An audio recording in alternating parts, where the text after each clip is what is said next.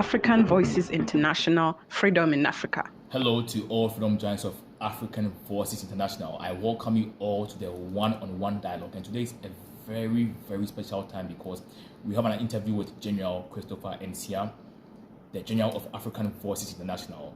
You know, we have ranks in African Voices International. We have Freedom Giants, we have Freedom Legends, and we have Generals. Generals serve as our ambassadors, the patrons. They serve as a reflection of the vision of African Voices International. And today, we've had that privilege of meeting with General Nsiah to interview him on how indeed we can progress on the transformed Africa. We are very privileged to have him and I want to welcome him. Hello, General Nsiah. Good evening. Good evening. I'm very humbled to have you. It's just a privilege, and I want to thank you for giving us this opportunity to have an interview with you today. Yes, please. I'm very glad to be given me this opportunity. Thank you, General Nsiah. To talk to the membership. Thank you, General Nsiah. Thank you. So we have General Nsiah today speaking with the membership of African Voices International. This is not just any time. This is a special time that we must all pay attention to what he says so that we can indeed be able to take essential steps for the revolutionization we want to have in Africa for a transformed global anatomy. So without taking my time, I'll begin straightly with the one-on-one dialogue with our General Christopher Nsiah. So first of all, we'll just begin with the first question and we progress on. So hello, General Nsiah. Please, how do you first of all see Africa in the global table? Thank you. I think at the moment, if you put it that way, like in a league table, we are not doing very well at all. We are not doing very well because we've been at the bottom of the league for a long time. Because a whole lot of stuff do not work properly the way they should. If you look at infrastructure, you look at health, you look at education, you look at even mass communication, entertainment, sports, everywhere we seem to be lacking, even though Africans in the diaspora are doing very well in the name of other countries. We are representing other countries and doing very well when it comes to football. France is an example. When it comes to American athletics, a lot of people with African descent just excelling, when it comes to science.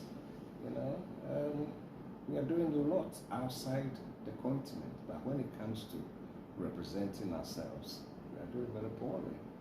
And I think the colonial legacy still is there. We've had 600 years of domination. We are still being dominated. We've had slavery, we have colonialization, we have neocolonialization, we've got currently multinational companies behaving like countries and dictating to us economically. We need to unite. Our founding fathers over 60 years ago were serious about uniting the continent. The beginning of the Organization of African Unity was meant to put the continent together. We want Africa as one nation, and it hasn't materialized. And until we do that, our development is going to be very difficult because our economies are too small to compete individually. That's why we need to cooperate. And even, there's a lot of goodwill on the continent in terms of people wanting to do things together, but we go a long way to go because the more we try and get together, the more our detractors also go to work and try and undermine everything we're doing. So we need to be very smart. We need to not be too generous, thinking everybody loves us. We need to play the game they've been playing with us. We need to be hardball, to be really businesslike in our endeavors and stand up to the whole world and pull our socks together. It is sad that when you go to America, for example, there are a lot of African doctors, performing wonderful things because they've got the facilities. And it makes it easier for people to perform when they're outside. We don't have the facilities at home. And that's what we need to push for. We need good leadership. And the thing is, it's doable because the problems we have got are political. And the beauty of politics is just like, one leader can mess things up. One leader can change everything. You don't need a whole lot of people. And at the same time, now we've got a lot of educated folk on the continent. With the expansion of tertiary education on the whole continent, we've got a lot of very smart young people who have got a critical mass, where if the leadership goes the right way, we can change things very quickly. So I think we've been at the bottom of the league for too long. We need to get together and realize African unity. I think it underlies our development. Thank you. Okay, so General Nsiah says we need to get together and realize African unity. He's spoken about how indeed we have most of our talents standing tall for other foreign anatomies, and we need to come back to ourselves, realize this, get together and realize African unity. Now, General Nsiah, please, I want to ask you a question, please. Do you think that it's possible for the United States of Africa to realize it? Please, thank you. I think it is possible. It's not going to be easy because, as I said earlier, our detractors are very busy at work trying to stop us. If you think about our leaders who have been championing African unity, they've all been taken out. And it goes back to Patrice Lumumba. It goes back to Nkrumah. It goes back to Gaddafi. Any of our leaders that have, Sankara is another one, a lot of them to enumerate. But we don't seem to understand that our unity threatens the world. Our leadership do not seem to understand that. But it does, because they know what will happen if Africa unites. So they will do everything to undermine our unity. And if our leaders realize the strength that we get from unity, they will probably prioritize African unity in a different way, because we will have a whole lot of solutions available to us which we don't currently have. Even financially, if we put our money together, we're going to be one hell of an economy to compete with. So there's a lot to be said for African unity, and many progressive leaders on the continent have tried, and they've been undermined all by the developed world, because they know that African development is not gonna fare well with them. It's gonna not bid well with them, because for a start, they have to start paying the right prices to all the minerals and raw materials they've been getting from Africa to develop their countries, and they've been getting them at knockdown prices. The colonial masters, ex-colonial states, are still benefiting from their colonial legacy. And the French are even, collecting colonial debts. And for some reason, our leaders don't seem to see this as a problem that needs to be prioritized and dealt with. But those are the kind of things we have to look at. We have to look at ourselves and think African and develop in a way that we want, rather than the way that other people tell us to do. Thank you. Okay, Jonathan, please, do you also think that, how do you categorize Africans? Are we really radical about this cause, about transforming Africa into a united frame, or we are just dormant and mediocre about that, please? Yeah, I think it is a very difficult question to answer because there's a whole lot of psychology underlying being radical. And being radical kind of presupposes that you know what you want to achieve, you know where you want to go. But where you think where you want to go is dictated by somebody else, you cannot be radical. The other thing is poverty undermines the thought processes. People, poor countries, always feel vulnerable when they have to stand up to, rich countries because they don't feel they have the tenacity, or they tend to think, oh, maybe if we need them, they won't help us and all this type of stuff. But it's all wrong.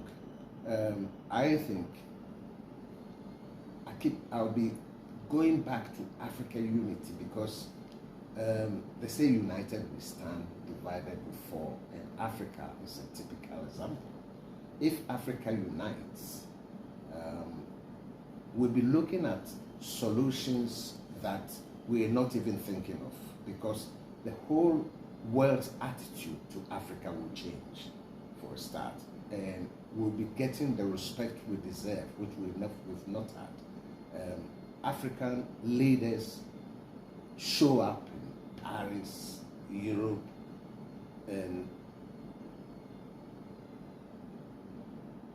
all the different European cities just for like photo opportunities and things like that, not to discuss things seriously. Otherwise, why would African leaders develop African economic development in Paris, for example, and not in Accra or Lagos or Kigali or in Africa anyway? Why can't we sit down with ourselves and discuss our economic problems? Why should we go to Europe or America or be invited by American president to be able to discuss our economic development? We cede too much to the world, and we've always done for the last 600 years. I think it's time to stop. I think we need the confidence. We need the right leaders. We need leaders with vision who feel we can do it. We've got a lot of young people on the continent, a lot of very educated. Look, tertiary education in Ghana, for example, is expanded tenfold from when I was in Ghana. Now you've got so many universities, people coming out of different universities with degrees and all that, and they have no jobs. These are people waiting to develop the country. These are people waiting to put their knowledge, the education, the training to good use, to lift the country. But the opportunities are not there. So we have got the solutions. We need to be aware of them rather than, always wait for somebody to tell us. If people are going to tell us how to develop, they're going to tell us what would advantage them, not what would advantage us. That's the difference. So forget about, being dependent on anybody. It's not going to be easy because, like I said, all the progressive leaders in Africa who've tried to do something positive have been eliminated. And if we try to do that as a unit, we have a better chance than every individuals popping up here and there. Look at what they've done to Gaddafi. Libya, Gaddafi was providing health service, education assistance for Libya and all that. Nobody knew anything about that until he was eliminated. Now people are, singing Gaddafi's praises and what Gaddafi is doing for Africa unity and all that. That undermined him, and he was eliminated. Now nobody can convince me now that Libya post Gaddafi is better than Libya before Gaddafi was eliminated.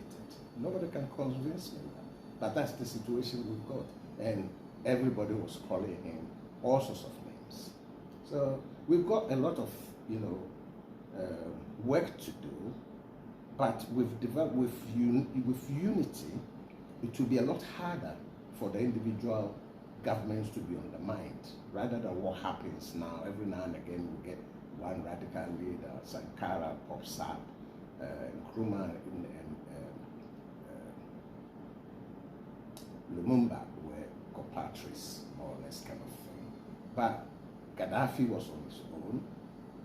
They were invading Libya. None of the AU did anything. Nobody protested in any significant way. What's going on? So we've got a lot of work to do, and we need to be serious about it. Thank you. Like you said, we need to be serious about what we do, but I just want to ask you, please, what steps do you think that indeed, if we have to be radical and we need to be serious about ourselves in terms of having a conglomerate, or we collaborating and collaborating with each other, what steps do you think are very practical for us all to take to realize this African emancipation, please? I think I'm a Democrat, and I think the democratic way is always good, because basically it kind of gives everybody a fair chance in the anatomy. We have different types of regimes on the continent, but I think if we have to develop the democratic way, particularly the rule of law, it's important that everybody living in a country abides by the law. Some of our leaders live as if they are above the law, and or even people with money live like they are above the law. The rule of law is very, very important. We need to be democratic. We need to try and involve everybody in the continent, because we are building the continent for everybody. We are not building it for an elite group. What our elites have done up to now, for the last few years, decades since independence, they have, except the few, collaborated with our colonialists, with external forces, to undermine their own people, which is really, really sad. Many of our leaders have never bothered about the continents they lead. They've run the country like their private property, and in fact entertained outside interests more than the interests of their own people. These are the bases we need to come to, and it has to be democratic, because if the people who are voting for you are the people who are dictating the terms that you should read by, that helps, right? All we are asking our political leaders is just to do their job. They come before elections, they promise certain things, and we vote for them. All we are saying is just deliver. Deliver what you promised. And if they do that sincerely, and everybody was doing their job, I think we'll go a long way. Okay, Jonathan. So please, you're talking about how indeed leaders need to deliver for the people and not deliver for themselves and become altruistic and all of that. So you've always been centering on pluralism every time. Every time you speak on our dialogues, you talk about the need for a pluralistic Africa. Now, we doing this, we see to that the people's needs are met, what the people want, and the reason for they voting for whether party candidate A or B into power to fulfill their needs. How can we indeed ensure and see to that indeed there is a wide-centered range of fruition of the policies that see to that indeed in national development everywhere are cut across from region A to region Z? How do we see to that indeed there is a centered policy that sees to that indeed pluralism stands tall and democratic emancipation stands tall? Not per se, because we have times whereby sometimes the majority of people who vote for particular candidates who come into power see to it and they are fulfilled. But you realize that at some point in time, these policies affect just a number of fraction of people, and it leaves other percentage of people also out. Not because these people, in a way, are just there and are just dormant. No, not because of that, but it's because the majority voted for the leader, and what they wanted to see in fulfillment is what the president is also bringing into place. Now, how do we see to that? There is a balanced system whereby even people who don't vote for a particular leader, yet want to see some kind of emancipation in our societies, and yet don't have the president's focus there. How do we see that there is a shift that leads to a balance there for all as to enjoy a pluralistic Africa, please? I think the democratic process does not only involve election days. Election days are very important, and they kind of identify which party won. But any party that wins in a democratic country becomes the leader for everybody in the country. It's not just for the party members. So if you are a democratic party and you want to stay in power for a long time, in fact, some of your focus should go on to those who didn't vote for you. They are the people you need to prolong your stay, not your members. So when you are voting, when you are canvassing for people to vote for you, and all the people who come to vote for you. In fact, in a lot of countries, a fair bit of people are floating voters.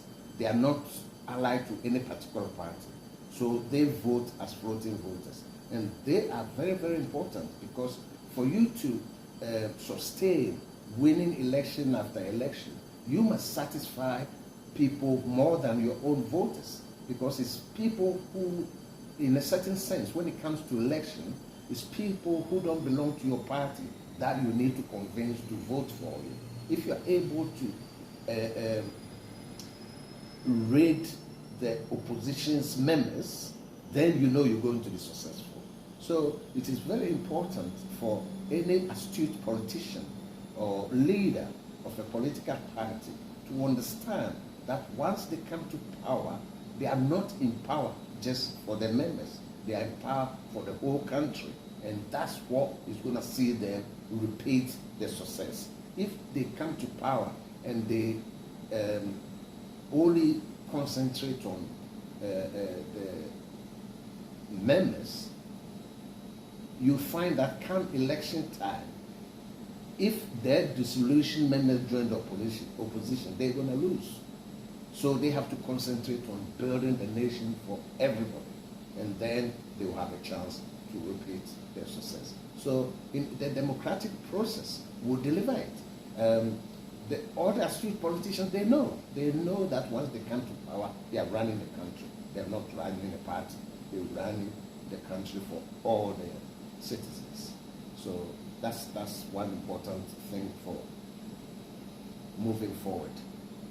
Okay, General Nsiah. So you've spoken clearly about this. Now, we come to realize that always there is the sense of political hegemony in our systems.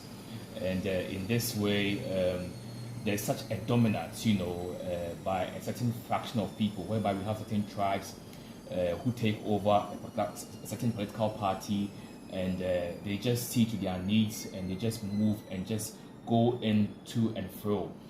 How can we eliminate this system whereby we've come to see it so clearly that in various countries, the governments that are there are representatives of a certain particular tribe? How do we eliminate this? Because we are all an anatomy, and we all interdepend on each other, just like the human anatomy, just like how we all have their hands, their legs, their eyes. We all depend on each other to be able to function properly. Yes, General Nsiah. So how can we indeed ensure that we eschew this system whereby, as we've been seeing all across, right from Ghana to Kenya to Ethiopia to other ends, we see to that indeed leaders are eliminated once they find themselves in various or certain tribes which are not in alignment with other leaders and their tribes or their tribalistic preferences. How do we eliminate this and build on the kind of national anatomy that we want for a better Africa? Because it's been so happening. So as a result of this, we find various effects, and as a result, a lot of people are unemployed, and that's what is causing so much haphazards and so much detriment in our society, because we find people who are unemployed who have the needed skills which cause emancipation, but because of where they come from, they're not even giving that needed attention. And as a result, it looks like our countries are so much in a kind of segmentation. And it's not a country, but it's a tribe. You go to a particular country, and it's only certain particular regions that are really developed very well, but other areas are just dormant because of that kind of political hegemony. What is your word for us who are suffering from such kinds of hegemonic leadership? What is your word to leaders who are in power and who understand this and just decide to just still satisfy their own people? How can we indeed be emancipated so that we can all live together as a united Africa, as a global front, please? Yeah. In Africa, there are very few countries where one tribe dominates completely. And if any political party or any political leader decide to play only to their tribe, they're not going to last very long. I think it's the same process about the party just doing what your party members want. You have to cover the country. If you don't cover the country and you start having pockets of opposition, it's only a matter of time, because the way human behavior works, even your own tribe, you're not going to have everybody supporting you. So if you are an astute politician, just like you'll be worrying about the opposition, or you'll be trying to cover opposition spaces to make sure that at any election you get enough people to support you from outlying areas, from your main strongholds, that's the same way. If you are a politician and you're only playing to your tribe and you're only bringing development to your tribal areas, it's not sustainable, because you're going to create a situation where the other tribes are going to resent you so much, you are going to go down to nothing. And in the end, you find that those areas will always have their representation and there will always be conflict. You will not get the smooth ride you think you're going to get. On the other hand, if you rule the country like running the country, okay, election time, you got a lot of support from your tribal people and all of that. You have to, pay attention to that. But at the same time, to sustain that kind of winning, that's the idea of democracy. The idea of democracy is a battle of ideas. You coming forward telling your citizens that we've got the right formula to run the country. And then if you win and you tend to just be favoring one tribe, that's ridiculous. In time, you find your own people will start resenting what you are doing, because however much you favor your own people, some of your own people are going to dissent, because you can't satisfy all the people all the time in your tribe. So once your own people start dissenting and joining the other tribes, you find you are on a downward slope. So it's not that satisfying your tribe is no different from just saying I'm going to satisfy my party members. It's as simple as that. All the astute politicians know once they come to power, they are running the whole country. They are not running the little enclaves. Okay. So please, are individual citizens on their individual mentality, are they really patriotic? I think patriotism is a very big word. It just basically means loving your country, right? And most people love their countries. What tends to happen in Africa because of poverty is that people see their compatriots, their schoolmates, go abroad for a few years, come back, and they look very affluent, they have a lot of money which they don't have, and all that type of thing. And it creates the impression that, Africa is poor and everywhere else is got money. All you need to do is just leave the country and then you'll be all right. But that's not true. That's not true at all. Africans are very patriotic. Again, I go on our leaders. You know, our leaders haven't set good example of patriotism. Our leaders, a lot of our leaders, many of our leaders don't give a damn about our health systems, because when they're sick, they just take the plane and fly abroad for treatment. I mean, that's not very patriotic for leaders to do. They send their children abroad for education. That means even if the education system is collapsing in the anatomy, they don't care less. At least that's the impression it gives. So again, I go on our leaders. The leadership, they control all our resources. And if they're using the money to finance themselves, finance plane fares abroad for them to go and have treatment for whatever ailments they have, and sending their children to school and all that, they are basically undermining, you know, the patriotism of their citizens. Because the citizens who feel powerless are watching them and thinking, oh, if that's the way to go, that's exactly what I'm going to do. What does that do for patriotism? Zilch. Everybody thinks, you know, it's better to go abroad. And so you tend to think, and you tend to find that in a lot of African countries, they actually love Europeans or Americans more than other Africans, you know, and that creates its own problems, you know, because we tend to we tend to create a situation for ourselves which is not tenable. You know, in the long run, it's going to collapse. We are, you know, using the mega resources we got in our countries to fund, you know, developed healthcare systems in Europe or America. And then we wonder why our systems are not working. You know, the money, the little bit of money we got to build our system is used by our leaders to support themselves and their families abroad. It's not sustainable. Thank you, Jonathan. So, with what you are saying, would you say that indeed xenophobism has really thrived and found its way in our systems? Please. Xenophobia is another, you know, it's another kind of weird beast on the African continent, because xenophobia is basically, you know, hate of strangers. And if we have to look on the continent, then we should hate white people, you know. But that's not what's happening if you look at it closely.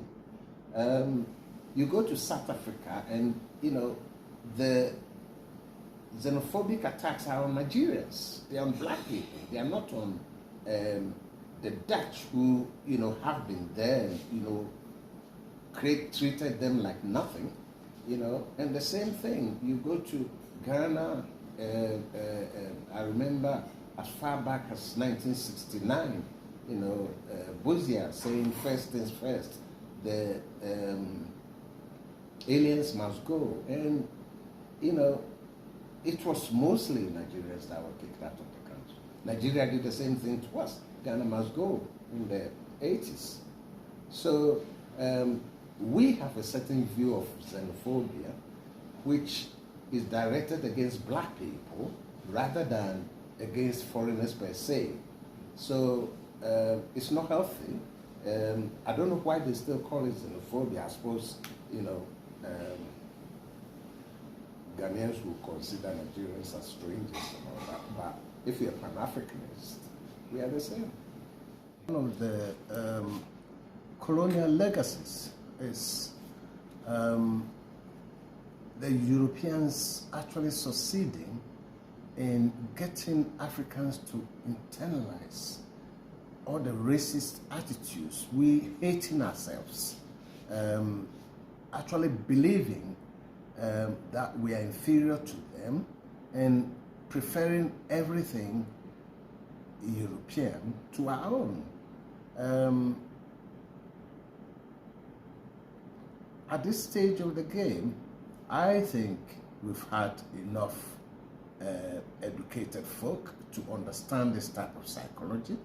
We, as Africans, have to know that as long as we are treating ourselves that way, we are not going to progress, because we are always, forever, be looking to somebody else to come and tell us what to do.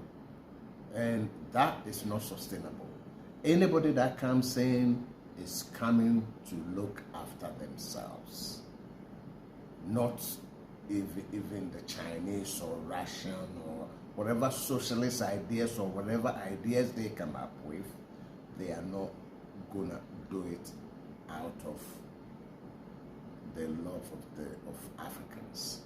We have to do it for ourselves, and we have to make sure that all the past mistakes have to be corrected. We have to correct them. And the main thing is not waiting for anybody to tell us what we need to do. We need to take control of our resources. We need to, including our leaders. We need to have better control on our leaders. I think with the advent of increased education on the continent, it's going to work. We're going to begin to call our politicians to account. And we're going to have different parties formed by young people calling the old elite to task.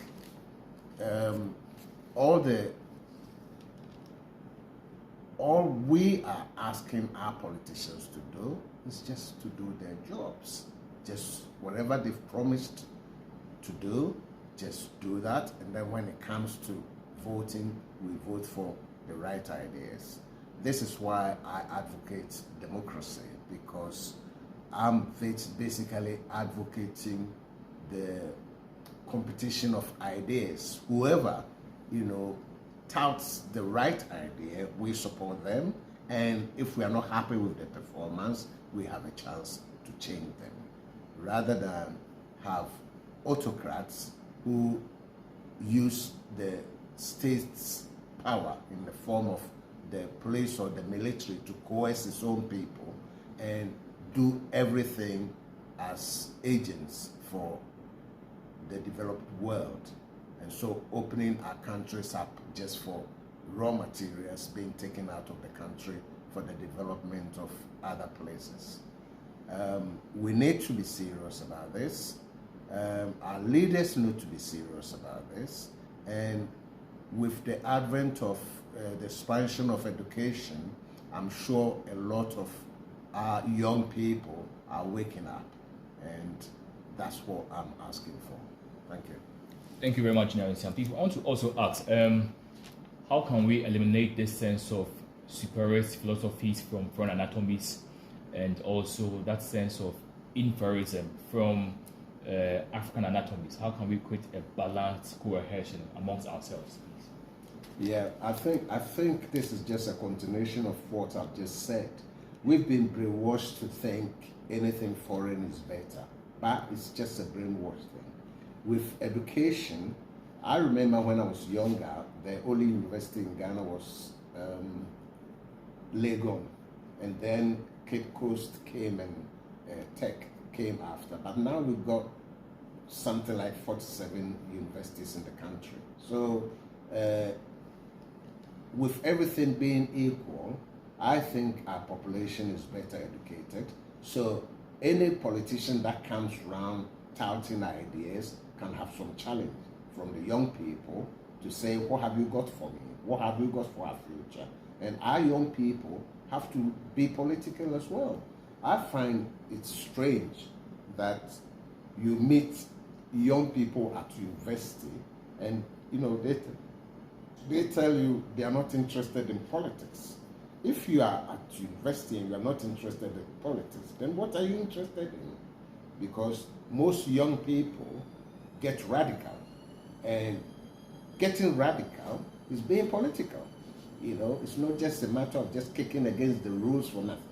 You kick against the rules from a position of intellectual questioning why the rules should be the way they are. You know, that's a progressive way of doing things. And I feel with poverty dampens that a little bit, but I feel with the expansion of education, a lot more of our young people are going to be questioning the status quo. This is why I support Africa Voices International. There are a lot of young people there who I can see are kind of thinking the right way, but are scared or feel a bit timid. Sometimes due to some of our cultural practices about, you know, our diffidence to age and things like that. But it will come, and it's not going to come, it's not going to be handed on a plate to us. There's nobody that will dominate you, that will let you off because of the goodness of their heart. You have to make it uneconomic for them to dominate you. You have to make it not viable for them to dominate you. That's the only way they will let you go. And that's what the premise of our independence movements were. There were a lot of agitation and, you know, making, you know, the countries ungovernable. So the colonial powers knew that it wasn't possible to continue what they were doing. They didn't give independence out of the goodness of their hearts. No, they were made to, you know, give independence. A lot of freedom fighters fought a lot. A lot of people lost their lives and things to achieve independence on the African continent. And we've got a lot of very young people with a lot of, you know, tenacity and knowledge, and are willing to continue the fight.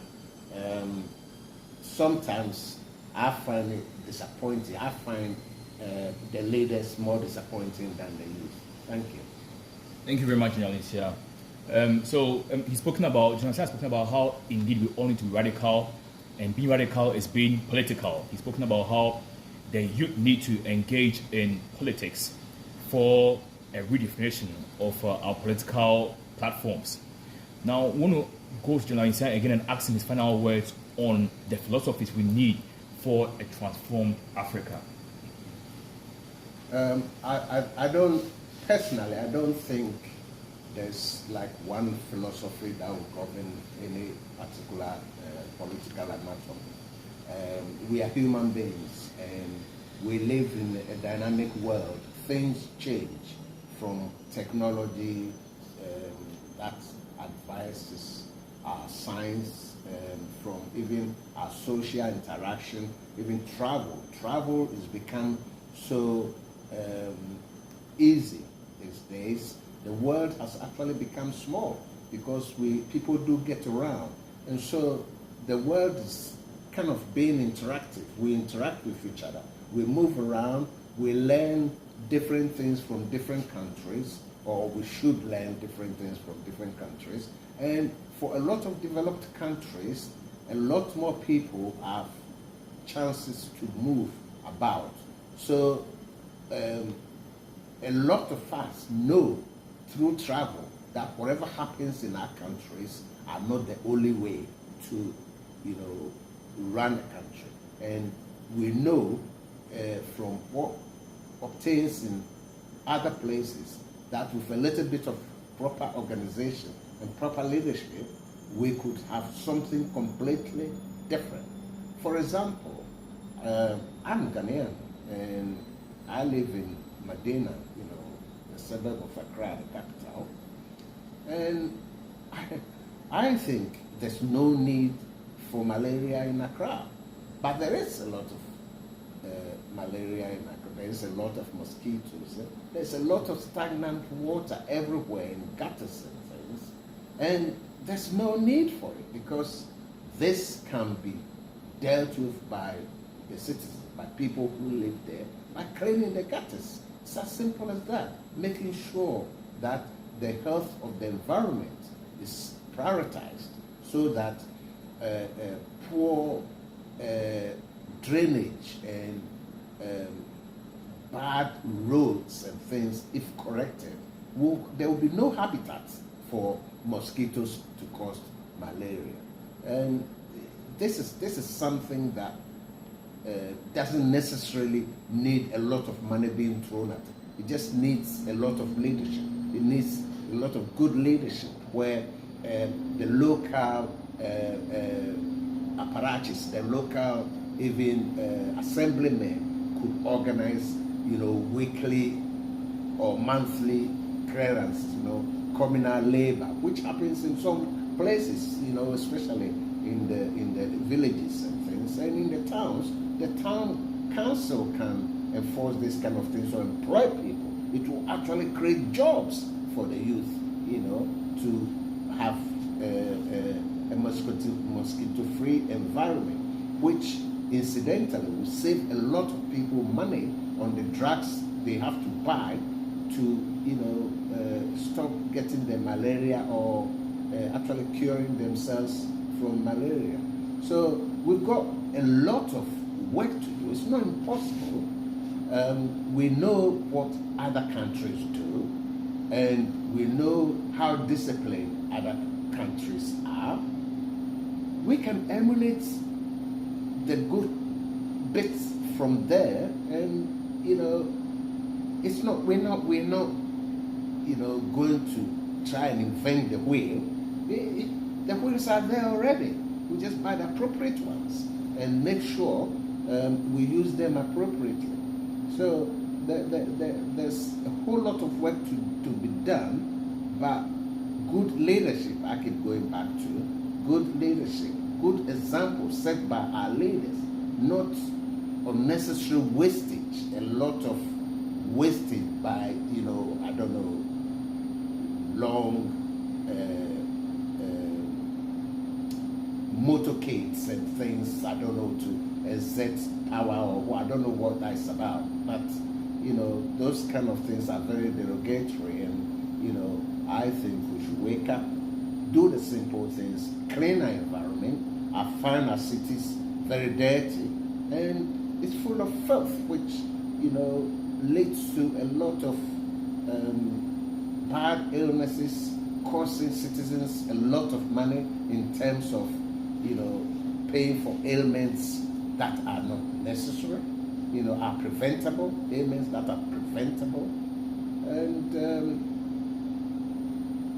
when people don't have enough money to buy groceries, spending a lot of money on health is very, very backward.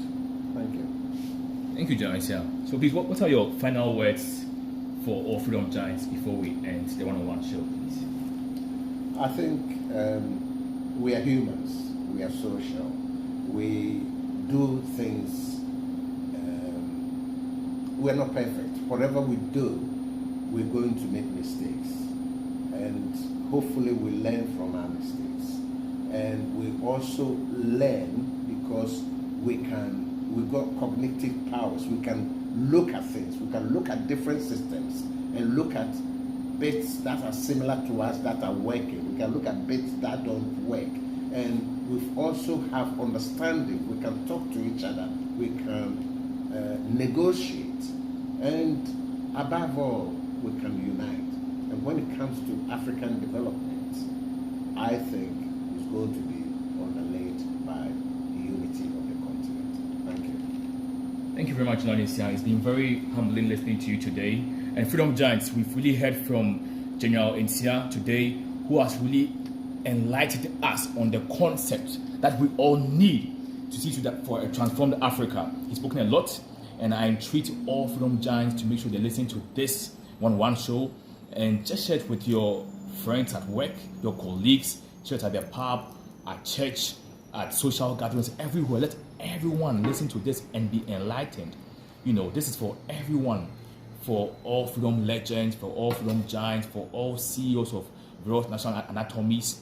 Let us do this so that indeed our governments can act as political anatomies whereby they interdepend amongst each other, whereby the judiciary, the legislature, the executive all work cohesively, not on a single front with a dictator, but they all work constitutionally and democratically. Let's all see this and for a transformed global anatomy. It's been very nice talking to General Nsiah once again, and we are very humbled to have him here. You know, it's always a privilege when we have people like this who come in and from their stomach, let me put it in that way, you know, are able to give in what comes in from there, you know, deep down, you know, are able to give in what comes out from their spirit. You know, people who take time off their busy schedule to tell us the truth about how we can indeed have a transformed Africa.